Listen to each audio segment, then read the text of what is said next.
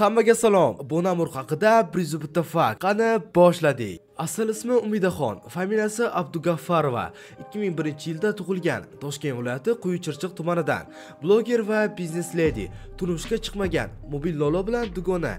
Ikkita opasi va ikkita akasi bor. Savdo va salon yo'nalishida biznes qilishni ma'qul ko'radi.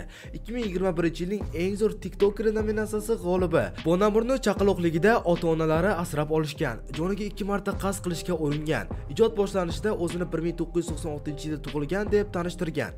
Keyinchalik asl yoshini tan olgan. Turmush o'rtog'i otasiga o'xshashini xohlaydi. Ovqat pishirishni yaxshi bilmaydi. Yigitlarda birinchi bo'lib oyoq kiyimiga e'tibor beradi, tashqi ko'rinishiga ham. Eng ko'p daromadini ovqatga sarflaydi. Instagram va TikTokda faol. Kino va serial takliflarini deyarli doim rad qiladi.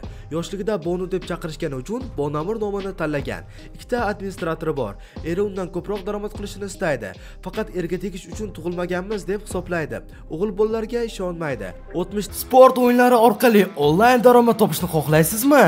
Bizning Sinov.uz Telegram kanalimizda siz aynan shunday imkoniyatga ega bo'lasiz. Kanalimizda tayyor stavkalar doimiy ravishda taqdim etiladi. Bu orqali siz osongina daromad olishingiz mumkin. Video ostidagi manzil orqali hoziroq o'tib, kanalga obuna bo'ling va onlayn pul ishlashni bugundan boshlang. 2 yil Lil Qur'on bilan munosabatda bo'lgan. Munosabatlar tugashiga Bonamur sababchi bo'lgan deyiladi. Bonamur brend nomli do'koni bor. Birinchi mashinasi Gentra bo'lgan. Keyinchalik Malibu'ni sotib olgan. Hozirda Kia K8 haydaydi. Makiyajlarni o'zi qiladi. Shaxsiy stilisti ham bor. Hamma bilan masofa saqlab munosabat qiladi. Har oy chet elga chiqib keladi. Otasi bilan haftada bir ko'rishib turadi. Ular juda yaxshi munosabatda. Onasi va otasi orasida 12 yosh farq bo'lgan. Xolasining farzandlari bilan katta bo'lgan va ularni o'z oilasi deb biladi.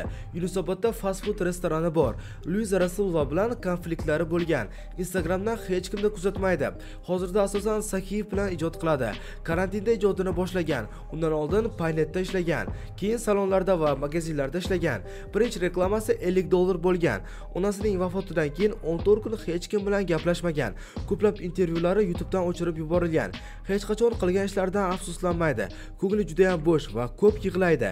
Juda ham ko'p kiyimlar xarid qiladi. Eski kiyimlarni muhtojlarga beradi. Instagramini o'zi yuritadi. Mobilograf yoki SMMchilari yo'q. Qo'l ostida 50 ga yaqin ishchilari bor. O'z do'koni uchun model sifatida ham faoliyat yuritadi. Yoshligida boshi bilan yiqilib operatsiya bo'lgan. O'sha paytlar oilaviy sharoiti og'ir bo'lgan. Hayb qilishni yoki unga aralashishni yoqtirmaydi. Makiyajsiz uni Zarina Nizomiddinovaga o'xshatishadi. Turkiyaga juda ko'p chiqib keladi. Buning sababi magazin uchun tovarlar olib kelish.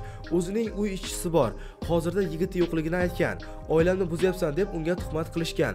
Sababi reklama beruvchilar orasida unga munosabat taklif qilganlar bo'lgan.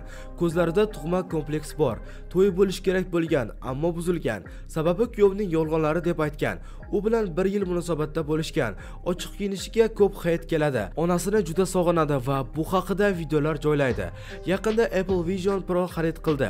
O'tmishdagi kontentlarni ko'rib kulgusi qistaydi. Oldin kislorod balonchasi bilan yurishga majbur bo'lgan. Sababi miyaga kislorod yetishmasligi. Mr. X nomli odam unga 2 yil anonim gul yuborgan. Keyin ko'rishgan, ammo Bonamurga o'sha yigit yoqmagan.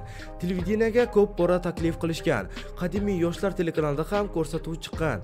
Bloger bo'lmaganida teleboshlovchi bo'lishini aytgan. Imperiya nomli saloni bor. Fast food restoranida Meksika taomlari tayyorlanadi. Psixologiyaga qiziqadi. Ko'p kitob o'qishni unchalik yoqtirmaydi. Uning o'rniga kino ko'rishni afzal ko'radi. Qo'llarida tatuirovkalari bor. Palov taomini yoqtirmaydi. Rostgo'ylikni juda hurmat qiladi. Maktabda matematika fanini yomon ko'rgan. Gollivuddan ko'ra Bollivudni yaxshi ko'radi. Yuziga anchagina pul sarflagan. Toshkentda uzoq vaqt ijarada uyda yashagan. Do'stlar, bugungi videomiz shulardan iborat edi.